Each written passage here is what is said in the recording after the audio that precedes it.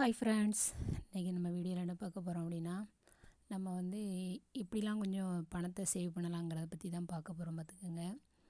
First வந்து நம்ம இந்த சேரீ எடுப்போம் பார்த்திங்களா. பெண்களுக்கு சேரீ யாருக்கு தாங்க பிடிக்காது, எல்லாருமே எடுப்போம். இந்த ட்ரெண்டிங்கில் போகிற சேரீலாம் என்ன பண்ணுவோன்னா, ஒரு 5-6 எடுத்து வச்சுருவோம். பார்த்துக்கோங்க. வதன்னு எடுத்து வச்சுட்டு அதுக்கப்புறம் இந்த ட்ரெண்டிங் முடிஞ்சதுக்கப்புறம் இது பழைய மாடல் ஆகிட்டுன்னு நம்ம கட்ட மாட்டோம். அப்போ அதில் வந்து 1-2 எடுத்துக்கலாம், அதுக்காண்டி தப்பு இல்லை. எடுத்துகிட்டு அதுக்கப்புறம் அதுக்கு ப்ளவுஸ் தைக்கும்போது பாருங்கள், அந்த ப்ளவுஸ் வந்து நமக்கு எது செட் ஆகுமோ நம்ம அப்படி தைச்சிக்கணும். பார்த்துக்கோங்க.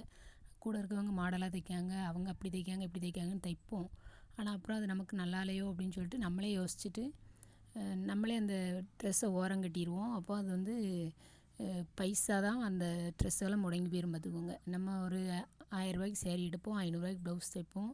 அந்த ப்ளவுஸோடு சேர்த்து சேலையோட எல்லாம் சேர்த்து மொத்தமாக செல்ஃபில் உட்காந்துக்கிட்டும். பார்த்துக்கோங்க. அது நம்ம பணம் வேஸ்ட்டாக போயிடும். அப்புறம் நம்ம வந்து இந்த ஃபேன்சி ஐட்டங்கள்லாம் வாங்குவோம் பார்த்திங்களா. ஒரு பாப்பா இருந்தாலே நம்ம விழுந்து ஃபேன்சி ஐட்டம் வாங்கி ஜோடித்து பார்ப்போம் பிள்ளைங்கள. அப்போ வந்து அந்த ஃபேன்சி ஐட்டங்களை வந்து பெரிய பெரிய கடையில் போய் வாங்காமல் இந்த 10 ரூபா 20 ரூபா கடைகள்லாம் இருக்கும்ல, அந்த கடைகளில் போய் வாங்கணும்னு வச்சுக்கோங்களேன். ஓரளவுக்கு நமக்கு பைசா கம்மியாகவும் இருக்கும், பொருள் நல்லா தான் இருக்கும். நான்லாம் அப்படி தான் வாங்குவேன். பொருள் நல்லாவே இருக்கும், நமக்கு பணமும் நல்லா சேவ் ஆகும். பார்த்துக்கோங்க. அதுக்கப்புறம் நம்ம வந்து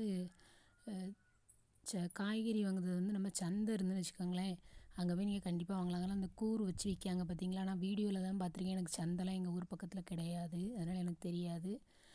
ஆனால் கூறு வச்சு விற்கிறதெல்லாம் ரொம்ப லாபமாக தெரியும் எனக்கு. எங்களுக்கு வந்து அந்த வாய்ப்பு கிடைக்கல. நீங்கள் வாய்ப்பு இருக்கவங்க பயன்படுத்திக்கோங்க. பார்த்துக்கோங்க. அதில் காய்கறி வந்து கஞ்சம் பிடிக்காமல் நிறைய காய்கறி வாங்கி வேஸ்ட் ஆக்காமல் சமைச்சு சாப்பிடணும். பார்த்துக்கோங்க.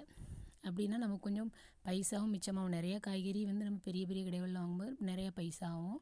நம்ம இது வந்து கொஞ்சம் கம்மியான ரேட்டில் இருக்கும்போது நமக்கு ஓரளவு காய்கறி நிறைய கிடைக்கும். பார்த்துக்கோங்க.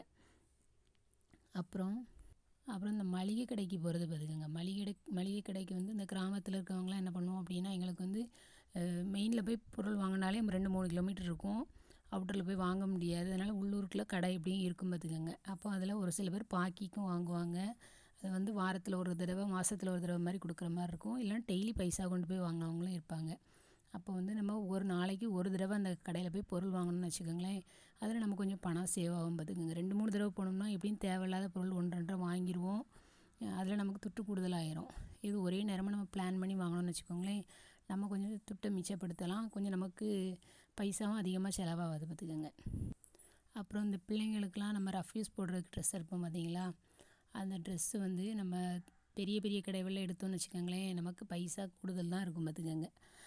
அப்போ நம்ம இந்த திருப்பூர் காட்டன், இந்த இப்படி காட்டன் ட்ரெஸ்லாம் போட்டு விற்பாங்கள்ல, மொத்தமாக எடுத்து பண்ணுற மாதிரி கடைகள் இருந்துன்னு வச்சுக்கோங்களேன், நம்ம அந்த இடத்துல நம்ம போய் எடுத்தோம்னா நமக்கு குவாலிட்டி துணியும் நல்லாயிருக்கு, பைசாவும் கம்மியாக இருக்குது. பார்த்துக்கோங்க. நான் அப்படி தான் எடுத்தேன் இப்போ 2 தடவையாக. நல்லா இருக்குது. நமக்கு ஓரளவுக்கு நம்ம நடுத்தர மக்களுக்கெலாம் போதும், அந்தளவுக்கு நல்லா இருக்குது. இன்னும் கொஞ்சம் காஸ்ட்லியான கொஞ்சம் கிராண்டான ட்ரெஸ் மட்டும்தான் கிடைக்காது அங்கே. மற்றபடி எல்லா ட்ரெஸ்ஸுமே கிடைக்கும், நல்லாவும் இருக்குது. நம்ம பார்த்து எடுத்துக்கலாம். பார்த்துக்கோங்க. அப்படி எடுத்தாலும் நம்ம பணம் கொஞ்சம் மிச்சமாகும். பார்த்துக்கோங்க. அதுக்கப்புறம்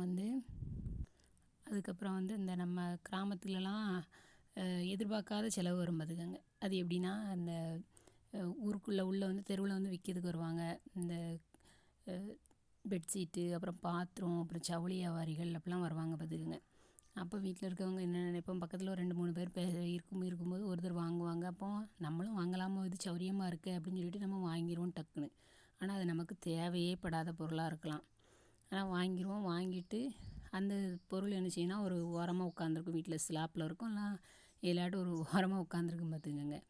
அப்போ அது வந்து நமக்கு நம்ம துட்டை வந்து முடக்கிடும். பார்த்துக்கோங்க. அப்போ அந்த துட்டை வந்து நம்ம வேஸ்ட்டாக செலவழிச்சிருவோம். அப்போ இதெல்லாம் நம்ம யோசிக்காமல் செஞ்சுருவோம். பார்த்துக்கோங்க. இந்த செலவு யோசித்தோம்னு வச்சுக்கோங்களேன், நமக்கு தேவையா அப்படின்னு சொன்னோம்னா, இல்லை வேண்டாம் நமக்கு தேவையில்லைன்னு சொல்லிட்டு ஒன்று அந்த இடத்துக்கு போகிறத கட் பண்ணிடணும், இல்லை அப்படியே போனாலும் அப்படி பார்த்துட்டு தூரம் வர மாதிரி இருக்கணும். ஒரு சில பேர் என்ன டக்குன்னு பார்த்தோன்னே இல்லைனாலும் வாங்கிடுவாங்க. பார்த்துக்கோங்க. ஆனால் அது வந்து நமக்கு துட்டு தான் முடங்கி அங்கங்கே இருக்கும். பார்த்துக்கோங்க. ஆனால் ஏக்கா நீங்கள் இவ்வளோ பாத்திரம் வச்சுருக்கீங்கன்னு ஃபஸ்ட்டு வீடியோ ஆரம்பத்தில் பார்த்து சொல்லிடாதீங்க. எல்லாமே எங்கள் வீட்டில் வாங்கி கொடுத்த பாத்திரம், அப்புறம் எங்கள் பிள்ளைங்க சர்ச்சில் அங்கங்கே ப்ரைஸ் வாங்கின பாத்திரம் தான். எதுவுமே நான் துட்டு கொடுத்து வாங்கின பாத்திரம் இல்லை. பார்த்துக்கோங்க. சரியா? அப்புறம் என் வீடியோ பார்த்ததுக்கு நன்றி. வீடியோ பிடிச்சா கண்டிப்பாக லைக் பண்ணுங்கள். நம்ம சேனலை சப்ஸ்கிரைப் பண்ணிக்கோங்க. கண்டிப்பாக இந்த முந்திரி பழத்தை பாருங்கள். இது நேற்று வாங்கிட்டு வந்தாங்க, 1/2 கிலோ 150 ரூபாயாம். நல்லா பெரிய பழமாக இருந்துச்சு. வீடியோவில் எந்த சைஸ் தெரியுதுன்னு தெரில, ஆனால் டேஸ்ட்டு நல்லா இருந்துச்சு.